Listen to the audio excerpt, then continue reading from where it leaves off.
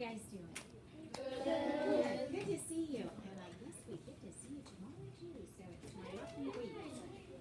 So good to be here.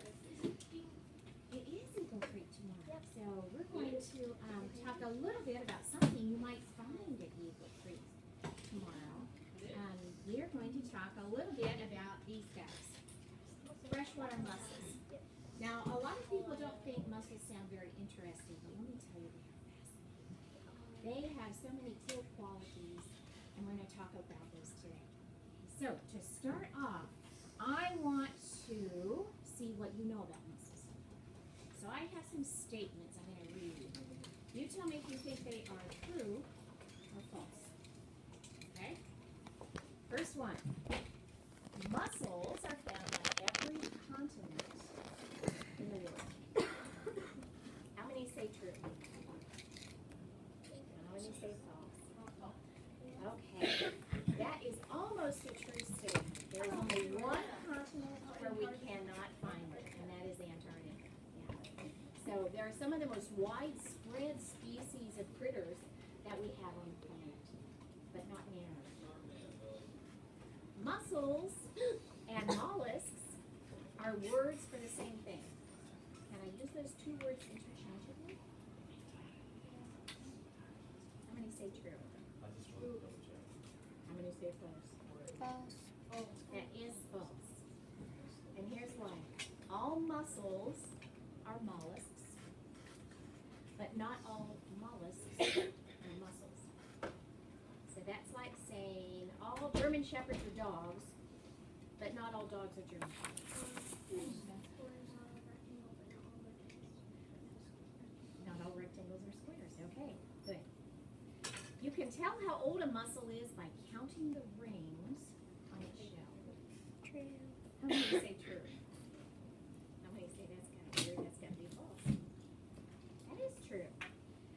You have to have really good eyes because the rings are very, very difficult to discern, but you can do that. And a mussel does grow from the outside edge out, so you can count those rings.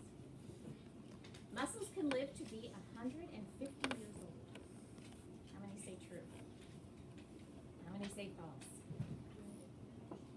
That is true. Not all mussels can live that long, but we do have a few species that are very long-lived. During the late 1800s,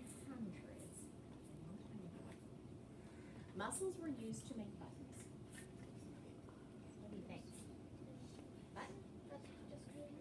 How many say true? How many say false?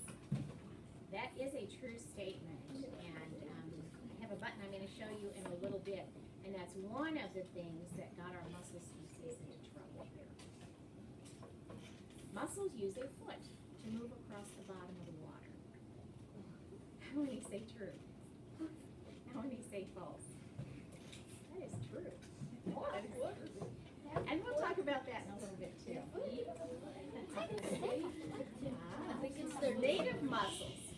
Native mussels in the United States must spend part of their lives parasitizing or living on a fish. They have to spend part of their time living on fish. How many think that's true? How many think that's false? That is true. And that's only our native species. We'll talk about that in a little bit too. And the last one, the Tippecanoe River, which is where Eagle Creek flows to eventually, is one of the best mussel habitats in the world.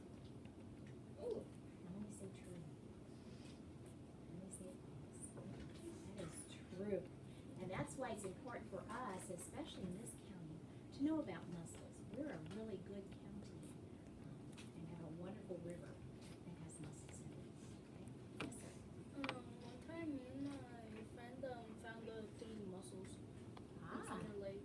Okay, well hopefully we find some tomorrow when we're in Eagle Creek. That would be fabulous. Okay, so let's talk about these mussels a little bit. We said that they're very widespread, right? All over the world except for Antarctica. Okay. However, they are some of the most endangered species in the world also. Almost all of the species are in decline, and that's worldwide. So they are rapidly disappearing. several species are now extinct. Indiana has historically had 77 different species. That's quite a few for one state to have. However, only 49 species have recently still been found here. So you can see we have lost a lot of species in our state. And in the Tippecanoe, we have a really special one, and it's right here in the Warsaw area. So we'll talk about that at the end too. So let's look at a mussel. I picked a big one so you could see it a little better. Mussels are bivalves, which means they have two halves. They're almost like mirror images, not quite, but two halves makes them a bi, which means two valves.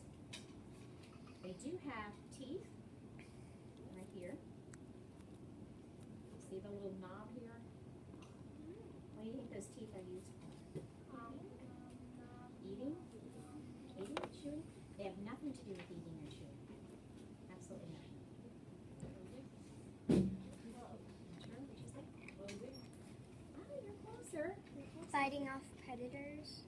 No, they don't use them as a defense mechanism. Maybe put poison? No. If you look at them, and I know those in the back maybe don't see this well, but they fit together.